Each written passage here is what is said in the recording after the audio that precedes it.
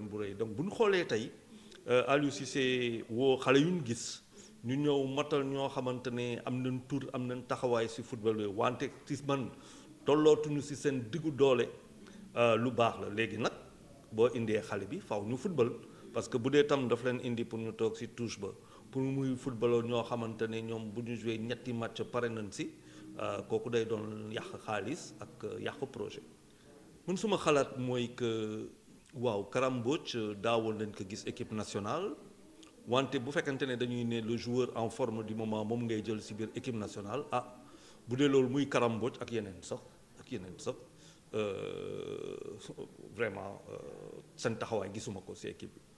wante lu may wax rek mooy que il faut souhaiter que Aliou Cissé bi nga xamante ne jëlul Karam Mbodj te mu jël ñeneen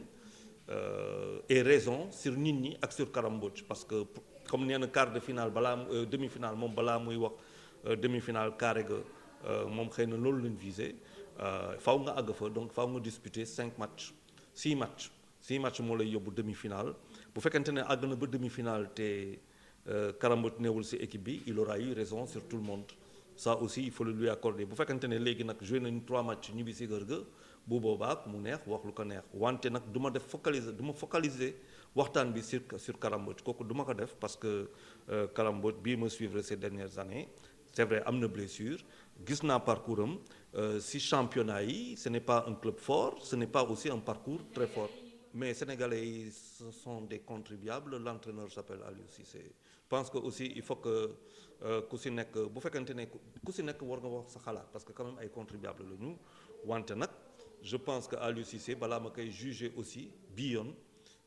comme yeneen yoon yi balaa ma koy juger ma xool parcours am bu fekkente ne def na 3 premiers tours ñëpp a ñibbi bu boobaa ñu ne ko Aliou Cissé bon voilà mais bu demee ba quart de finale demi-finale wala finale sans Karam Mbodj bu boobaa il aura eu raison sur tout le monde. équipe bi am na expérience équipe bi am na Sénégal am na macha allah am na maturité maintenant football bu ñuy football est-ce que football boobu c'est assez conquérant pour nga dem uti ji le titre ça c'est autre chose Aliou Cissé n'a pas un football conquérant Aliou Cissé c'est un football attentiste c'est des gens yoo xamante ne dañuy toog di xaar bal bi c'est latéral parfois dañ koy jël plongé ko nit ñi daw dem uti ko ce n'est pas benn projet boo xamante ne da nga koy tabax mais le Sénégal a toujours joué comme ça veut dire Sénégal bu ñuy commencé di dem Coupe d'Afrique yëpp ce n'est pas un jeu chatoyant duñ koy wax chatoyant comme on disait comme 2002 avec des Khalilou Fadiga yoo xamante ne mën nañ te bal bi séddale ko jouer contre le Danemark en 5 touches de balle on marque le but par ça loolu amatuñu ko et même avec ça on ne jouait pas Sénégal c'est pas une équipe qui joue c'est pas une équipe joueuse le Sénégal est une équipe qui attend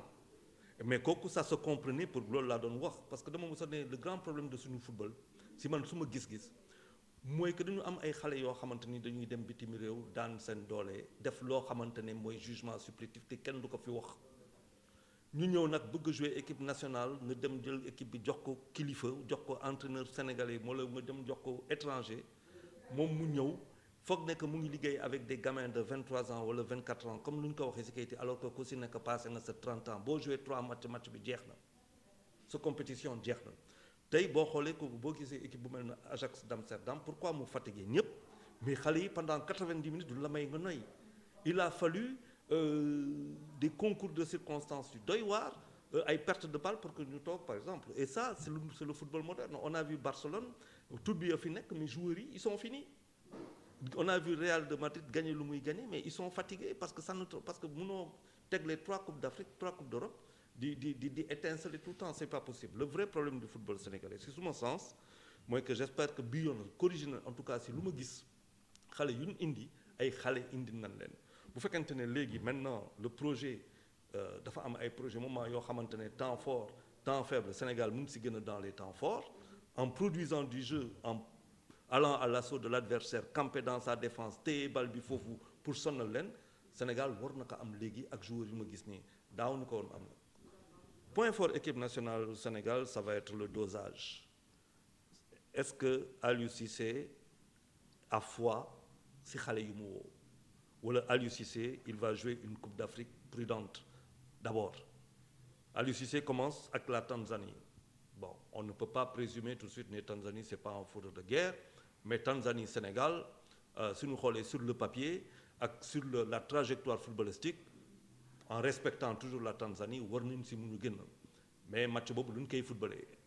est-ce que c'est un match boo xamante ne daf ñuy sonal pour ñu génn si ou c'est un match qu'on va tranquillement peser avant de jouer contre Algérie nga xamante ne beneen style de football qui ne nous convient pas du tout et qui nous a toujours posé un problème qu'est-ce qu'on va faire Aliou Cissé je pense que il va assurer l'essentiel jouer contre l'Algérie génn si jëm si génn Kenya qui est une surprise aussi de résistance xool ñu si génn le vrai projet pour moi c'est Aliou Cissé est-ce que il fera confiance à des jeunes mais comme je le connais très très très prudent avec les pertes de balles et tout ça voilà 50-50 Aliou Cissé fera du Aliou Cissé si lu ma xam mais da ngay entendre triste parce que amoo lu lay yóbbu si kanam xool bu ñu xoolee suñu bu ñu analyser suñu coupe du monde bi passé bu ñu xoolee suñu ñaari latéraux lu ñu am c'était Wagué ak Sabali explosif nga dem devant nga am Mbaye Niang ñu am Ismaïla Sarr explosif mais le reste de l'équipe avait été sur les genoux on a fait un grand match contre la Pologne le deuxième match on a faibli le troisième match on était incapable d'attaquer lu mu tudd les Japonais mais parce que tout simplement on ne pouvait pas léegi il faut analyser et moi je suis convaincu que bu doon dëgg rek la ñuy wax ñu dellu si yenn principe yoo xamante ni moom laa musoo on saura pourquoi on a été éliminé te ñëpp lay metti il faut arrêter avec ça maintenant il y a des jeunes il faut croire à un projet moi je pense que Sénégal on aime créer des problèmes là où il y en a pas wax dëgg yàlla tey bu ñu xoolee dans le football Aliou Cissé kan moo ko fi ëpp expérience en termes de coach li si lu mu dund ak lu mu gis bu dee ses coéquipiers kan moo fi dem Coupe d'Afrique kan moo fi dem Coupe d'Europe kan moo fi dem Coupe du Monde du kenn c'est le seul